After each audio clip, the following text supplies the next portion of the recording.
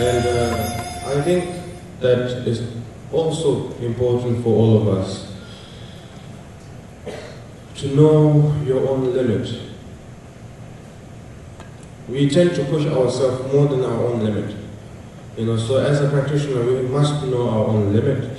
Because like an example, when you practice the Dharma, everybody says, practice this and practice that and receive this and receive that. And then when you ask question, why I need to receive that? And then they say, oh, because it's important for you, it's important for you, it's important for you, it's important for you. Just because it says important doesn't mean that you can understand or help yourself with that tool or with that particular practice. So don't bring so many unnecessary importance for yourself when you yourself are not ready. You know, just because it says it's important doesn't mean that you understand right away. So going and moving step by step, by the guidance of your own teacher is necessary for ourselves. And then like when we have a question, doubt in our practice, we must express to our own teacher. We will make mistakes. Why? Because we are practitioner. That's why we make mistakes. If you are a practitioner who never make mistake, you are liar. You are lying. You know, we are all practitioners, including myself. So we all make mistake. We are walking in the same path, and we all make mistake. It's okay to make mistake, but the mistake has a limit. The limit can be drawn by your teacher. So that's why whatever we have a problem with our own experience, in our dharmic way, in a spiritual way, in our life, we must express towards our teacher so the teacher can direct our path of Dharma practice. And I think keeping a personal connection is necessary. Okay? So now we will do a short meditation. Okay, so may I have your attention please, all of you. Please make your body much comfortable as possible. Make yourself comfortable, that's what I'm trying to say. Make yourself comfortable, yeah, exactly. And then if you have a cell phone, pick it, please keep it on your side, keep it silent. If you have a notebook, keep it on your side. Please do not be distracted. And I will give you a small steps of instructions, way to do meditation, and then we will do all together. It's important to start the Dharma practice in a short time. You know, because it's important to start your practice with the short period.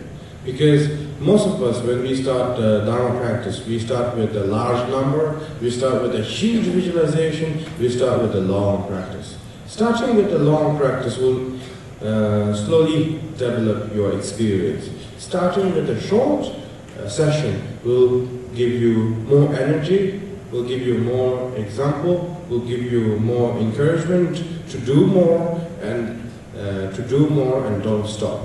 So for all of us, I think that starting with a short amount of time is important. And once we do with a short time, 5 to 10 minutes, take a break. 5 to 10 minutes, take a break. And then once you do that, and once you find kind of a joy and passion, and once you find a little bit of experience, and once you find a little bit of quality, and a little bit of balance, and a little bit of improvement in yourself, not your mind, but in yourself, when you look through by your experience, and then you want to do a little bit more. Maybe you want to improve. So then, once you find that quality, the time is not the problem. Once we find the passion and the value and the quality of the Dharma and the experience of yourself, time is not a problem. Finding the passion, finding the joy, finding the quality and experience within your practice is the problem. So we need to see that, we need to improve that, we need to bring that, and the time, how long you do, is not a problem. How long? Once you find the true essence of the practice itself, the time will increase naturally. That is my personal experience. Because the more you push yourself when you're not ready, the more you push yourself when you're not experienced, the more you stop, the more you are discouraged. So, starting with a short period of time, and once you find the improvement in yourself and the passion, you will be unstoppable. At the time will be not a problem. So finding a joy when you practice is important, not just doing the practice. Because most of us in the beginning, we are just doing the practice.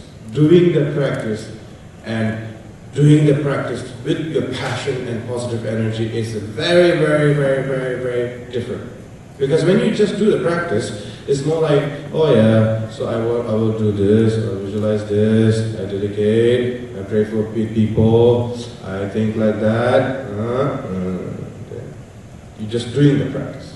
But when you actually doing the practice with your passion and from your positive energy, and then you're feeling very energetic, and then there's so many blessings will come to you, and there's so many great knowledge will appear naturally. So finding a passion when you practice Dharma is more important than just doing the practice of Dharma itself. Very often we call ourselves a practitioner, and then we actually tend to show other people how much you practice, how many times you did, and how long you did. That's the kind of a medal we show to other people and your classmates. You know, we say, okay, I did a long practice, or I did a long retreat, or I chanted this long. I think we should change the concept. Instead of saying how much you did practice, we should tell ourselves how many times I have been distracted. You know, telling yourself that, I think that is important. How many times that I have been distracted? And reducing that is more important than telling yourself that how long you actually practice. Okay, so now make your body much comfortable as possible, and then if you can keep your body straight, that will be nice. And if you keep feeling very warm, take off your clothes, and take off your clothes and keep your body fresh, and that will keep your mind fresh. Otherwise, if you take yourself like that and very much into something else, and then you better go to sleep. So then that's why you should just keep your body fresh and keep your back straight. If you can keep your back straight, our channel, the breathing channel will be more stable. And then if the breathing channel is more straight and stable, our oxygen is more easier to breathe. If our oxygen is much easier to breathe, then our mind is more calm and relaxed. So that's why physically, mentally has to balance together in order to find the perfect practice. When our mind is clean and calm, our back will be straight naturally. Don't worry how your back should look like. If our mind is unclear, then your body will be in a different direction. So I think to keep your mind clean and calm, and accepting that everything around you is everything around you is permanent, impermanent. So keep your back straight, and keep your back straight. You don't have to look your eyes towards your nose. You can just keep your eyes much comfortable as possible. And right now, today, our visualization is an image of our visualization is our Lokiteshvara. Okay? So whenever we visualize our Lokiteshvara, like an example, when we visualize our Lokiteshvara, our mind will be very often distracted.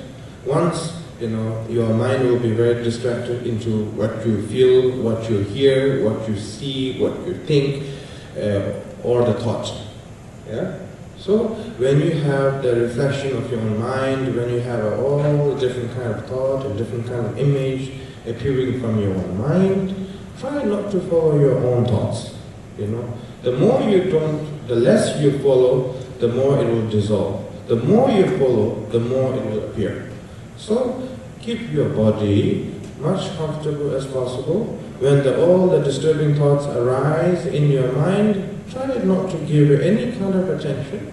Try to focus back your mind towards the visualization of Avalokiteshvara, and then visualize Avalokiteshvara in two arms, the right hand holding a vase, left hand holding a lotus, and sitting in a sitting posture will be like a green Tara, white color, a white skin color, and beautifully dressed, real as possible, a little bit transparent as possible.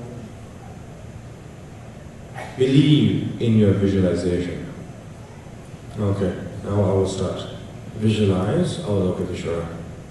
Focus towards your visualization.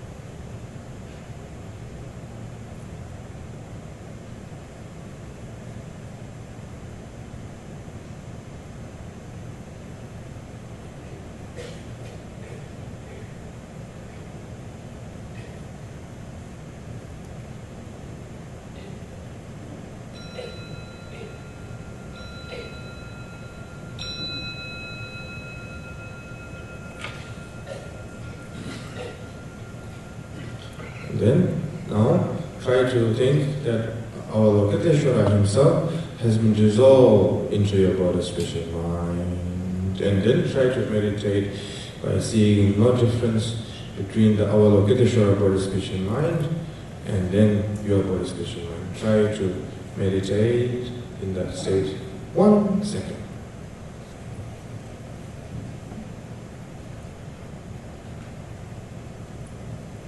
Okay. Thank you very much for your effort.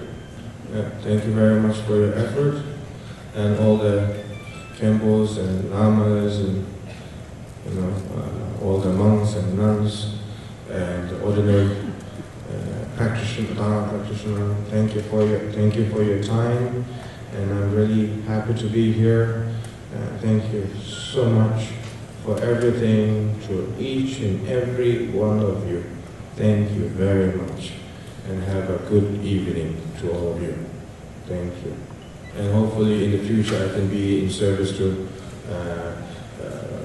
help you in the future. And wish you all the best. Thank you very much. 希望谢谢大家。